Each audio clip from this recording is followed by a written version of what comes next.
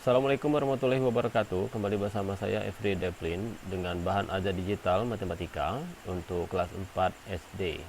Semoga materi nanti akan menjadi referensi untuk anak-anak yang sedang belajar di rumah dan kepada teman-teman menjadi referensi juga sebagai bahan ajarnya. Baik, langsung saja kita masuk ke materi. Kita akan belajar tentang sudut. Dan pertama, pengertian sudut. Pengertian sudut adalah pernahkah kalian memperhatikan jam dinding pada saat jarum menit menuju pada angka jam 12 dan jarum jam menuju angka 4? Kedua jarum itu membentuk sebuah sudut ya. Nah, coba kamu perhatikan gambar di atas. Jika jarum jam di atas kita pindahkan, akan terlihat seperti pada gambar berikut. Baik, ini gambarnya ya. Nah, misalkan titik potong kedua jarum tersebut adalah O atau 0, O. Jarum menit adalah OB dan jarum jam adalah OA. Garis OA dan garis OB yang berpotongan di titik O membentuk sebuah sudut. Dan sudut ini disebut sudut AOB. Nah, dari uraian di atas dapat ditarik kesimpulan bahwa sudut adalah suatu daerah yang dibentuk oleh dua buah ruas garis yang titik pangkalnya sama. Perhatikan gambar di bawah ini. Ada dua buah gambar. Nah, ruas garis AB dan AC disebut kaki sudut. Ditulis AB dan AC. Dan titik A disebut titik sudut. Daerah yang dibatasi kaki sudut, daerah yang diarsir disebut daerah sudut. Sekali lagi, daerah yang dibatasi kaki sudut, daerah yang diarsir disebut daerah sudut. Besar daerah sudut cukup disebut besar sudut. Kedua gambar di atas menunjukkan besar sudut yang sama walaupun panjang kaki-kaki sudutnya tidak sama panjang. Jadi maksudnya di kedua gambar ini ukurannya saja sudah beda. Antara yang sebelah kiri dan sebelah kanan itu ukurannya berbeda. Ada yang lebih kecil, ada yang lebih besar. Nah, berdasarkan uraian di atas dapat disimpulkan bahwa besar sudut tidak ditentukan oleh panjangnya kaki sudut. Macam-macam jenis sudut. Berikut ini adalah penjelasan tentang beberapa macam jenis sudut. Yang pertama, satu sudut siku-siku. Coba kalian perhatikan pintu yang ada di rumah kalian. Misalnya pintu rumah, kita angkat dan diletakkan di lantai. Ternyata pintu tersebut berbentuk persegi panjang dan semua pojok-pojoknya membentuk siku-siku. Nah, contoh sudut siku-siku. Ini contoh sudut siku-siku. Ini kalau kita ibaratkan adalah pintu tadi yang kita angkat dan letakkan di lantai. Bentuknya persegi panjang dan semua pojok-pojoknya membentuk sudut siku-siku. Yang kedua adalah sudut lurus. Gambar di bawah menunjukkan dua buah segitiga siku-siku yang dibuat sedemikian sehingga salah satu sisi siku-siku segitiga yang pertama berimpit dengan salah satu sisi siku-siku segitiga yang kedua. Sisi siku-siku yang tidak berimpit membentuk garis lurus, yaitu garis lurus AC. Ya. Dua buah sudut siku-siku jika dijumlahkan menghasilkan satu sudut siku-siku. Jadi sudut ADB ditambah sudut CDB sama dengan sudut ADC sama dengan AC. Nanti dibaca lagi di bukunya ya. Yang ketiga adalah macam-macam sudut lainnya. Coba perhatikan. Setidaknya ada 4 ya. Kita lihat yang pertama apa? Macam-macam sudut. Yang pertama itu adalah sudut lancip, yaitu sudut yang besarnya antara 0 derajat dan 90 derajat. Atau dalam kalimat matematikanya itu adalah A kurang dari 0 derajat. A lebih besar dari 0 derajat dan lebih kecil dari 90 derajat. Nah, A ini adalah sudut lancip. Jadi sudut lancip itu lebih besar dari 0 derajat dan lebih kecil dari 90 derajat. Yang kedua adalah sudut siku-siku. Tuh gambarnya di atas ada ya, yaitu sudut yang besarnya 90 derajat. Ya, sudah sering dan lazim sekali kita dengar. Yang ketiga adalah sudut tumpul, yaitu sudut yang besarnya di antara 90 derajat dan 180 derajat.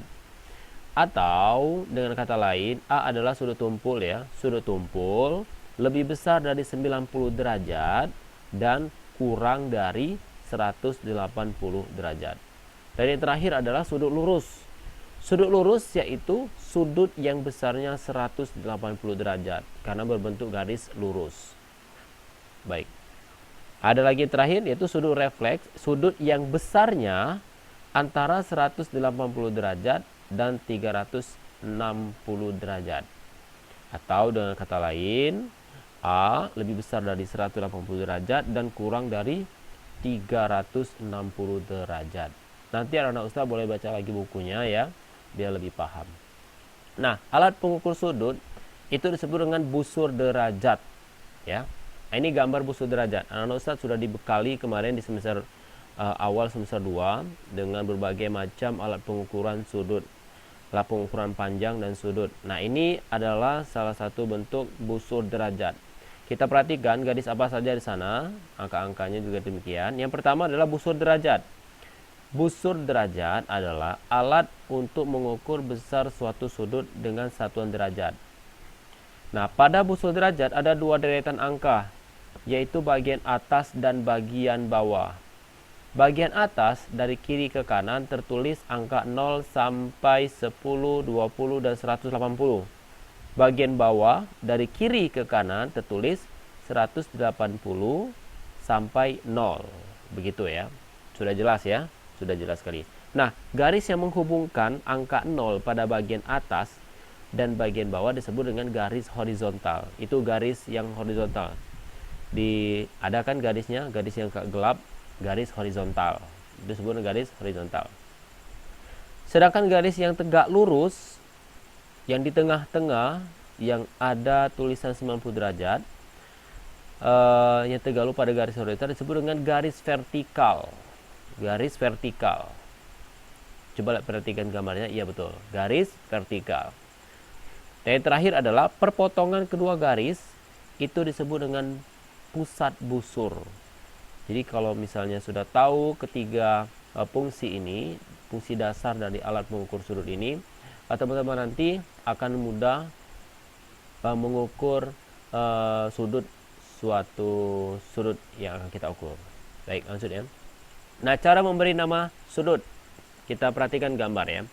Dalam penulisan sudut biasanya digunakan lambang sudut seperti garis L tapi agak melengkung dan diikuti 3 huruf besar, misalnya sudut ABC, atau dengan lambang sudut B. Nah, ini berdasarkan gambar di sini ya. Misalnya sudut ABC atau disebut dengan sudut dengan lambang sudut B. Nah, sekarang perhatikan gambar di atas. Gambar tersebut menunjukkan sebuah sudut yang dibentuk oleh garis AB dan BC. Sudut ini disebut sudut ABC atau sudut CBA dan dituliskan dengan sudut, itu sudut maksudnya ya, ABC atau sudut CBA. Perlu diperhatikan bahwa nama titik sudut selalu ditempatkan di tengah.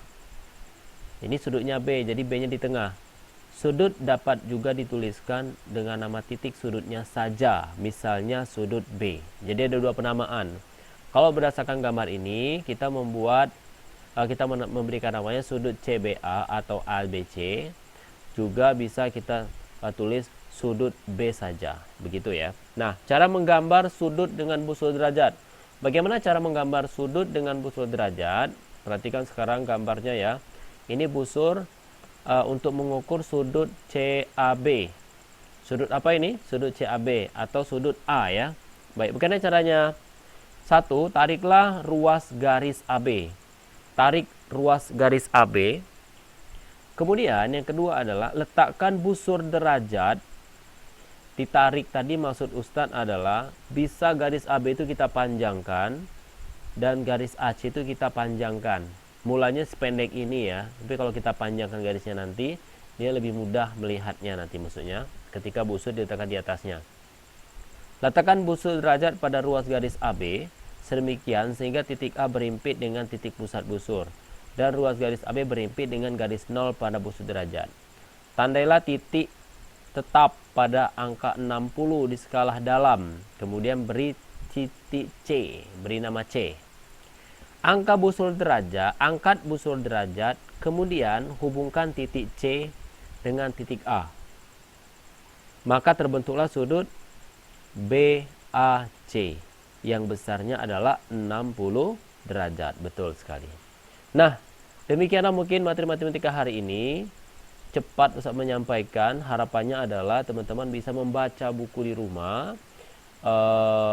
Apa panduan kita hari ini? Panduannya adalah buku matematika pengukuran sudut, ya. Nah, sekarang setelah kita berlatih dan membaca dan mengetahui dan menyimak video ini, kalian bisa menjawab pertanyaan pada link soal yang sudah disiapkan, juga tertera di deskripsi video ini, ya. Demikian, jangan lupa like, share, dan komentarnya. Semoga bermanfaat dan tetap semangat.